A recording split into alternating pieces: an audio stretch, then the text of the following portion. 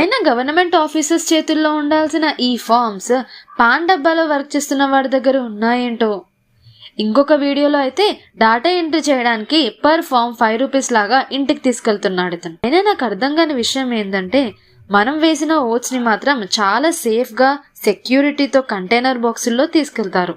అదే గెలిచిన తర్వాత ఓటు వేసిన జనాలకి సర్వీస్ చేయడానికి మాత్రం no safety and no security. గంటలు క్యూలో నిల్చొని ఆఫీస్లకి లీవ్ పెట్టుకొని, కొంతమంది అయితే కొట్టుకొని తోసుకొని అప్లికేషన్స్ ఇవ్వడానికి వెళ్ళినారు. కానీ వీళ్ళు అంత కష్టపడి ఇచ్చిన ఫార్మ్స్ ని ఇట్లా కేర్లెస్ గా రోడ్లెంబడి పడేస్తున్నారు. ఎవరికి పడితే వాళ్ళకి ఎంట్రీ చేయమని పర్సనల్ డేటా ఉన్న ID proofs like Aadhaar card, current bill, gas bill, bank account, మన ఫోన్ నెంబర్స్, అడ్రస్లు అన్ని ఇట్లా రోడ్ల పైన ఇస్తున్నారు.